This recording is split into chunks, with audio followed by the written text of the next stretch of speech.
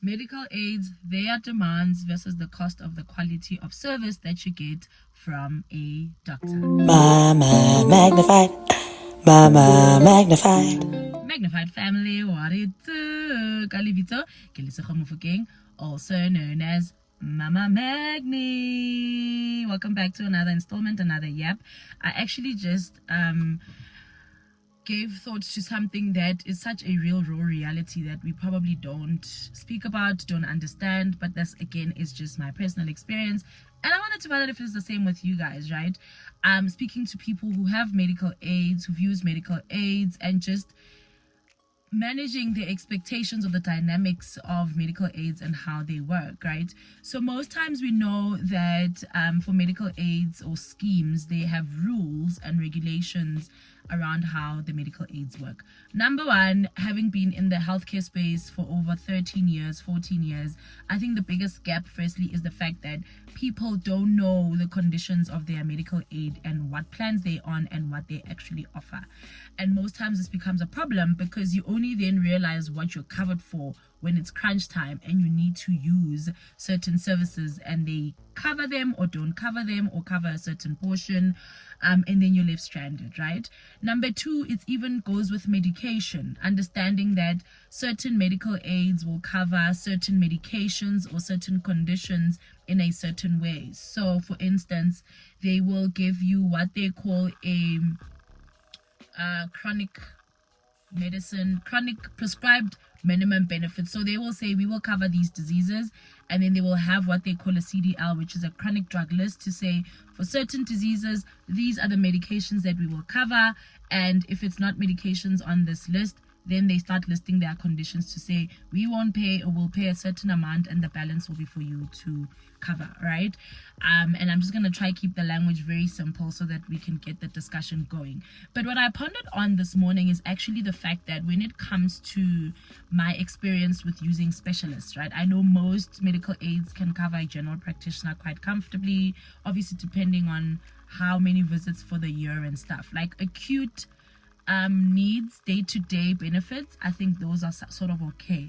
Where I find the discrepancy or sort of the art of trying to ensure that you balance the quality of service that you get or the service providers that you choose versus what your medical aid covers, because basically what I've realized in my years of using medical aid is the fact that most times, obviously, the medical aid will say, okay, we'll pay for a specialist, we'll pay up to this amount or 100% to what they charge, right? Or 100% medical aid rates. But what I've found, Mutase, is that most times, obviously, when you are picking a doctor, you want to pick a doctor that you are comfortable with, a doctor who's open, or doctor for whatever reasons that you choose a doctor that you're comfortable with, right? But I never want to compromise on the quality of healthcare that I get, because you only have one life. I don't think anybody does. I don't think anybody chooses to. And I think ideally the stats actually show us that 30% of people, 30% of the population in South Africa, it's actually gone down to 26, if not 27. 27% of the population in South Africa has medical aid. That means the bulk of our people, our families, are sitting in the state sector or are using or finding themselves either use the state facilities or pay cash for their healthcare needs, right? And so even us, the minority who have medical aids, I don't think we're really just like getting everything we can out of it because of the dynamics of medical aid. And it is a business, right? They're gonna structure it in a way that it benefits them at the end of the day and provide you with the bare minimum. So here's my story time, and what I wanted to share a little bit around medical aids is the fact that I found that, they'll say for specialists, if you use network doctors that they've chosen, or they will pay 100%, right? Or up to 100% medical aid rates. They will decide what those rates are, right? But what I've found is I've been the best of both worlds, where for our first pregnancy, we chose a gynae who firstly takes medical aid. It's very rare that you get a specialist who takes medical aid. And most times if they do, what they charge is not even within what the medical aid pays. So you will already have a copay when you go to specialists, most likely. provided you on, closed network medical aids. I've been on one. I've been on CAMF, yeah, my husband. And those closed network medical aids, I find, are a little bit more, what's the word, a little bit more, what do you call when they generous, a little bit more generous, and they're able to structure it in a way that there's allocation for each member, there's allocation for each speciality for each member. But remember, that's because it's a closed network, so they can manage their funds properly. When it comes to open networks like the Blue Medical Aid, the two blue ones that we know, the main blue one, it's an open network. A lot of our employers also, unfortunately, will use those medical aids and pay as a benefit 50%, 70%. So most times you don't even get to choose your medical aid, because, Sana, why would you not want to use a benefit from work where they pay 60, 70% of your medical aid and you pay the balance? So most times you're not even in a position to choose your medical aid if you have a fringe benefit of medical aid at work. That is not the point. What I wanted to share is now, then they'll say, these are our network doctors. Go to a specialist who's within our network doctor, and then we'll pay that doctor their full fee. Obviously, there's agreements between the healthcare providers and the medical aid schemes. Sharp. Okay, my first pregnancy, what did I do?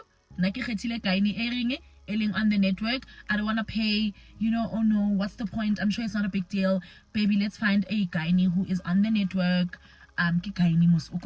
Credible, they are a credible doctor. Happiness, I get sharp. Now, by the time I fell pregnant, I think I had two very close friends who had children or had worked the whole pregnancy journey, right? And so what that meant is I had some idea of how gynae visits go, the quality of the visit, because right? Your friend will say, oh my word, I went in for my 8-week or my 12-week, and this is what the doctor did, and the scan, and the what, and the oh my word. Sharp. So when I then chose our gynae for my eldest son's birth, he was a network doctor who takes medical aid, and whatever he charges is the full amount that the medical aid will pay. Sharp. Guys, when I tell you, as we started going to the visits, firstly, because he bench clinic, right? I didn't expect that. I did not expect that, because yes, you've got an appointment time. I know you won't necessarily see the doctor at your appointment time, but Sana, I cannot wait 3.5 hours to see you. Like, what are we doing? Then now it ended up being a thing. Number one, it's always full. So although you have a time, the truth is it's first come first serve at this particular gynae. Number two, it's always so full that by the time you go in, there is no time for a quality consult. Sana, you are lucky if you're in there 15 minutes. Go specialist, go gynae, carrying your first child. I get. And so I think I only realized this on like the 3rd, 4th visit with my husband. I'm like, way off, man. Now when my friends back out, like, there should be blood tests done at this age. And I'm also reading up, right? I know the incremental or the important stages of each pregnancy where certain tests need to be done, where certain things need to be looked out for. And this was not happening. And I'm just like, doctor, why? How? There isn't even time for those quality discussions. It's your first pregnancy. You're probably anxious about so many things. You're reading up so many things. The one place where you should be getting clarity is when you visit your doctor in the doctor's rooms. When you visit your gynae to clarify certain things, to ask certain things, so that your mind doesn't race. Do you think we had time for that? No. Guys, those consults were quick, fast, in a hurry. They were as good as literally GP. Because the basics were done. You pee in a bottle, he tests your urine, he does a scan, checks the baby's heartbeat, you're good to go. Goodbye. For the entire pregnancy, you are at a specialist and you're getting substandard service. And this took me so many visits for me to realize, oh man, actually, there is a price to pay for going to, not all of them, I'm not saying all network doctors give substandard service, but that was just my experience. And I'm saying this because although he was a really, really nice guy and my sister had used him, so there was a level of trust that I had with him, right? He knew his work, but upon continuing to see him and obviously seeing the pregnancy through, because it's our first one and we're just like, we don't want to be bombed with medical bills, he was a genuinely good guy and he did know his work, but you could see the time element or the pressure of time during the consults, you could see it's almost something he couldn't help. Like, unasna choice abudi, you know. And when we saw the pregnancy through with him, and we finally got to obviously birth, and we gave birth via C-section. And at that time, I think C-sections were charged. Yeah, I think vaginal birth was what, 23, 24, and then C-section was around 26, 27. Could be different now. It's, I mean, 7 years, 8 years later. At the birth, I remember, like, guys, all the consults throughout were just very basic. I don't even think he did like Down syndrome tests, you know, those genetic tests. I don't recall us doing those. Did we? We probably did, and they were out of pocket, right? But the birth, thank God, because everything is by God's control, the birth went absolutely fine. And then I got context from this whole story at the medical aid when we went for our 6-week visit, right? So you guys know, at 6 weeks, you go for your ped appointment for them to check baby, but also for C-section or maybe vaginal, you also go to your gynae so that they can check your incision and if everything's good, right? Guys, when we went to our 6-week visit, I remember walking into the gynae's room and his face was so somber, right? And you know, as he opened our file, and I'm glad he had a frank conversation with us and he was open and he's just like, yo, you know, like, this job takes so much from us and sometimes it's not rewarding. And I'm like, how Dr. King didn't sang.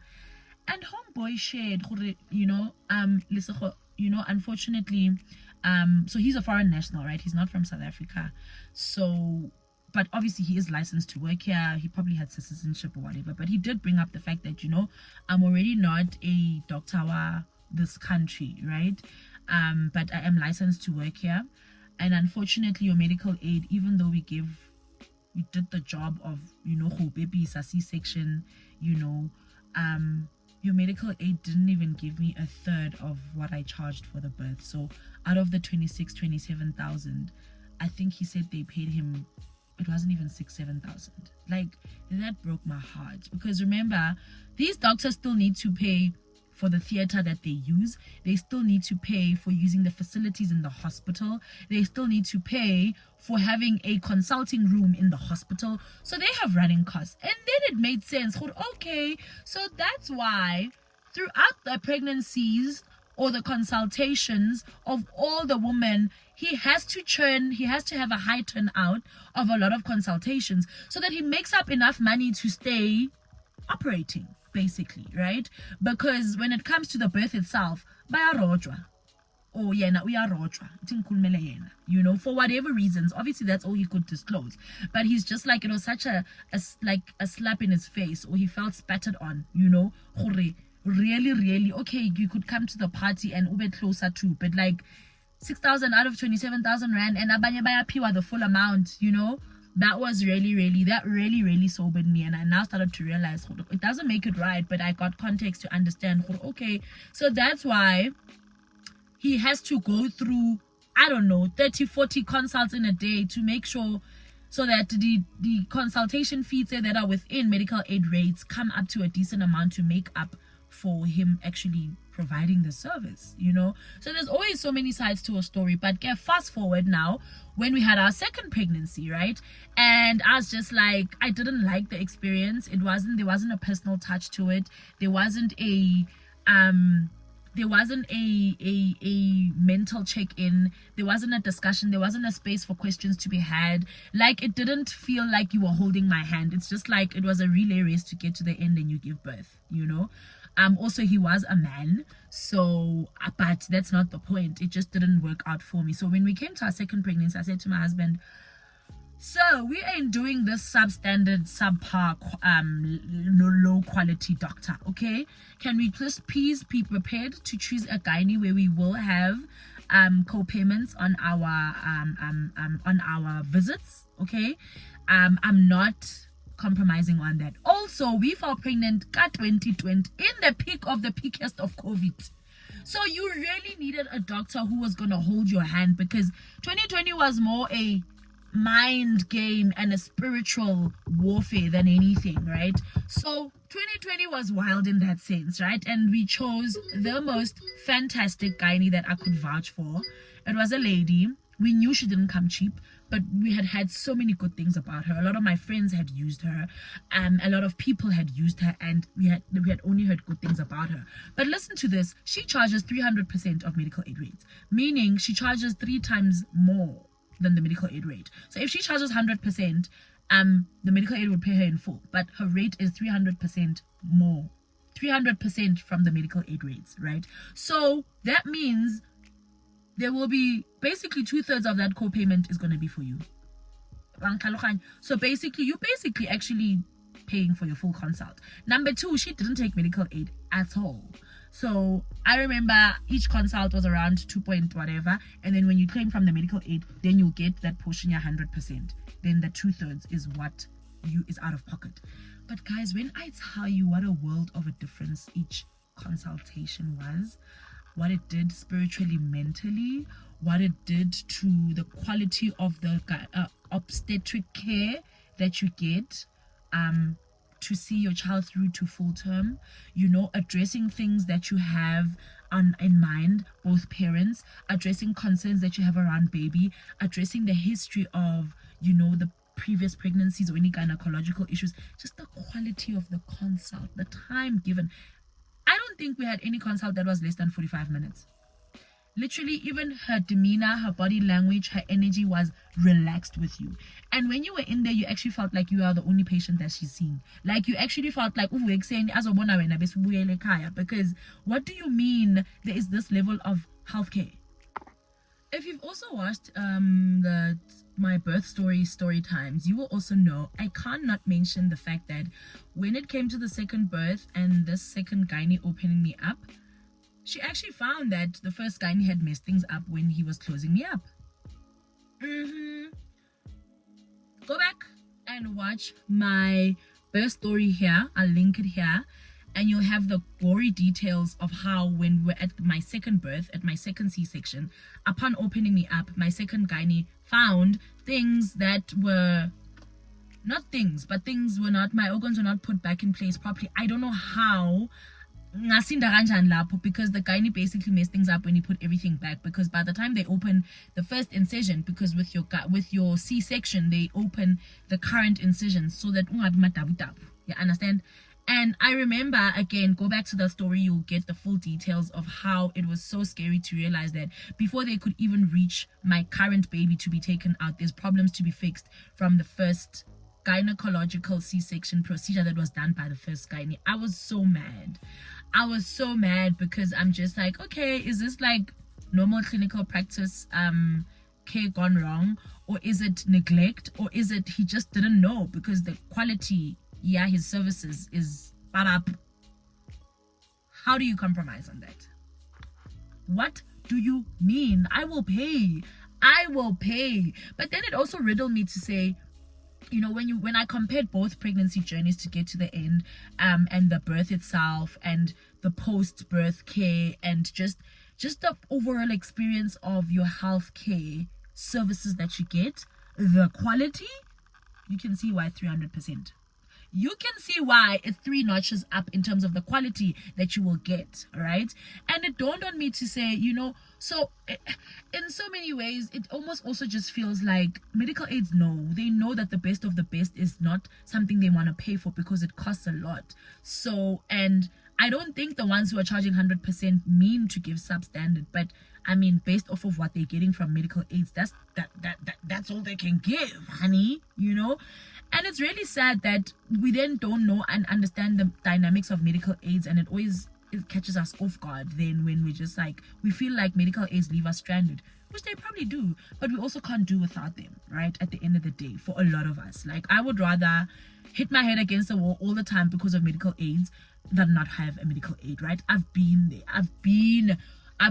Okay, that's a lie. I haven't been where I don't have medical aid, but I've been where I didn't have a benefit of medical aid, and I had to pay the full amount that knocked me financially, but I could not take the risk of not having a medical aid, right?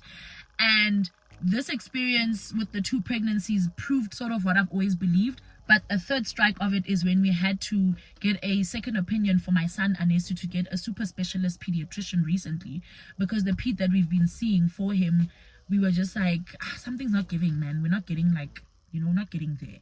So there was a doctor that I had seen for my own work things, and then I think I've shared the story where we got referred. I was seeing this doctor for work, and he's a super specialist, and then he somehow asked about my son. We went to go see him.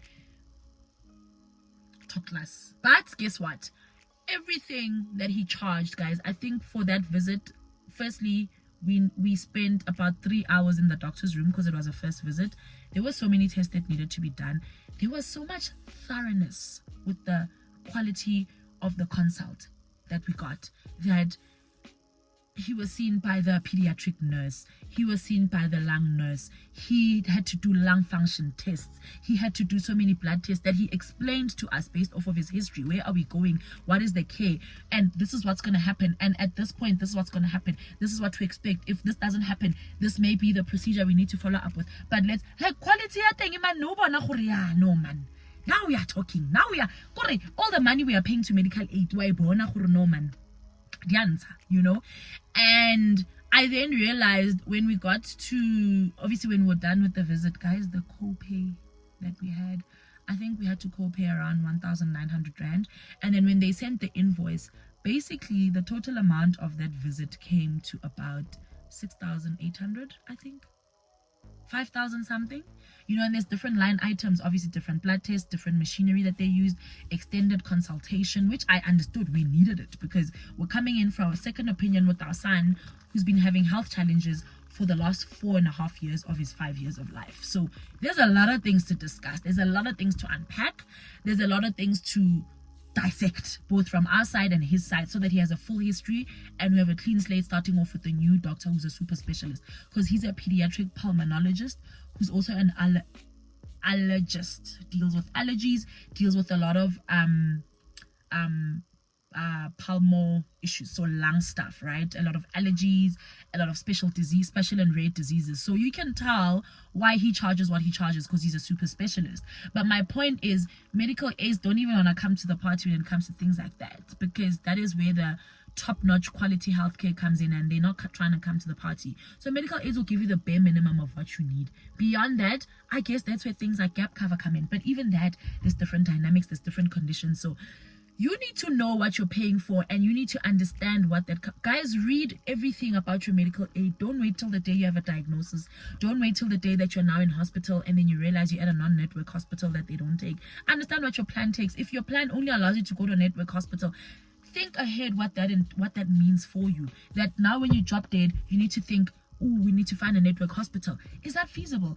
Is that viable? Is that sustainable? I don't want something like that. So I usually try to take a higher, middle to highish plan, but sometimes that's not what works for you. Sometimes you guys don't have chronic illnesses with the people that you're on the medical aid with, so that's not really what you need. So if you can get a financial advisor, if you can get someone who will advise you which plan, what kind of plan works for you, which medical aid works for you, and understand what you are paying for and what services you'll be getting from that, what benefits, and what that then means for you. Where will you shortfall? Where will you need to fork in extra money? When you claim, will they pay all of it back? All of that fun stuff. So I just wanted to come on here and just talk about a little bit about medical aids, my experiences, and just that very thin line between the quality that you will get from different doctors based off of their ways of working with medical aids, and why I now see that doctors who I'm not saying all doctors who charge 300% medical aid rates are all good, but most likely they are, because honey, if you're going to go to a doctor who charges 300% medical aids and you're getting substandard service and you're okay with that, then you're the problem, because you need to make sure you get your money's worth when you're there. You get? So, and I'm not saying all doctors who are network doctors who do charge medical aid rates are substandard. I guess Iyakamoto, and that's just been my experience, but also to understand the sobering reality for them as doctors as well, to say there is some exploitation, for lack of a better word, some disservice that they too get from medical aids. I mean, things like working in the pharmaceutical medical space now is the reality of there's so many good medication, modern molecules, but funders don't put those on their formularies. So although you're paying a medical aid, it doesn't mean you're going to get the best, because medical aids still dictate to our doctors what medication they need to choose for the patients. which is frustrating doctors so much because they need to practice clinical care, not practice what the medical aid is telling them to do. They need to choose the right medication and procedures that are good for the patient as per their ethical clinical approach for the patient or for the person who's sick. But they're sitting in a position where patients want to use their medical aids. Not everybody likes to go to a doctor that doesn't take medical aid, because why don't you take medical aid? You're inconveniencing me. But when they do take medical aid and they do give you a script for very good medication, you get to the pharmacy and that medication is not on the formulary, then there's co-pays or they don't cover it at all. Now you're paying a medical aid, but you still need to pay out of pocket for medication. Now you're going to be upset at the pharmacist, number one, because you don't know how your medical aid works. You're also going to be upset at your doctor because you're like, why is this doctor scripting medication that's expensive, without understanding the full picture of there's medical aids, there's pharmacies, there's formulary on your medical aid, there's your doctor who's choosing the best care for you, and there's you who's paying for your medical aid. And you need to understand what that entails and all the stakeholders that are involved and the role they play. So I hope this is a bit of good education in terms of how medical aids work, a reality check for all of us to just be woke with all the services we pay for, whether it's policies, whether it's, life covers, let's be financially savvy to understand what we're paying for, what it entails, what we're going to get out of it, and just to not be caught off guard, because the last thing you want is to be caught off guard when you or a loved one need urgent medical care and they just like, oops, sorry, you're not covered. And in this tough financial economy, I was saying to my husband, I wonder how many families can comfortably say they have a very, very extremely healthy savings for life emergencies, So I hope this helps someone. I hope a little bit of my story time helps someone. I hope it gives perspective to someone. We're doing a lot of education on this channel, so yeah, it's not always going to be like story times that drama. This is a young story time with a bit of education, and I hope it gives some insights and enlightens someone. I'll see you guys in the next video.